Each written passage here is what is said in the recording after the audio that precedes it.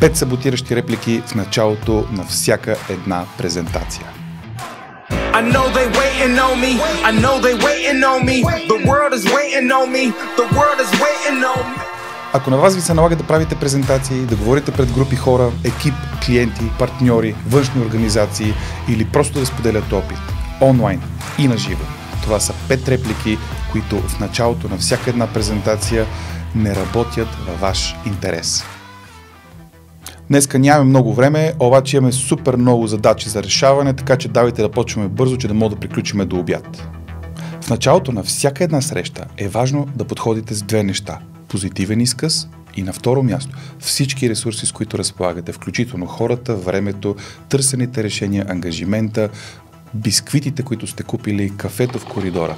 Винаги започнете с ресурсите и позитивен изказ. Аз нямах много време да се подготвя и няма да ви отнема много време, защото знам колко сте натоварени и колко много колеги трябва да говорят след мен и сме малко назад с програмата. Никога не се прострелвайте в коляното още в началото на една презентация, освен ако това не е по специфичен ваш дизайн и нещо, с което ще скачите темата или историята си по-късно.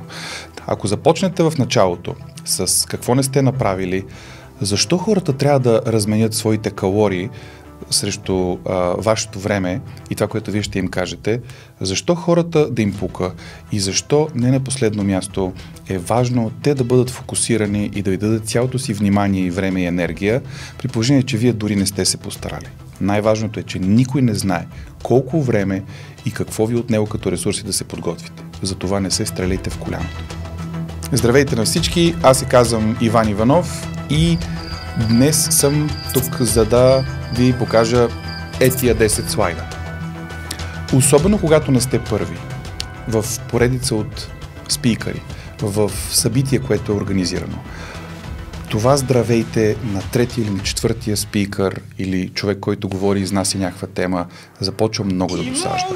По-добре прескочете представянето, хората най-вероятно знаят кой сте или се представете по-късно, след като разкажете кратка история, число или нещо, с което да върнете вниманието на аудиторията. Особено ако не сте първи в поредица от презентации, включвания или участия от Viber и WhatsApp, който им е много по-интересен към вас и вашата съответно тема. Започнете с конкретно число, с някакъв любопитен факт, с много кратка история или с нещо, което се е случило в самата зала, за да може хората да се скачат с него. Дори и това нещо, което се е случило в залата, да е провал или гаф, по-добре бъдете owner, разбира се, по много позитивен начин.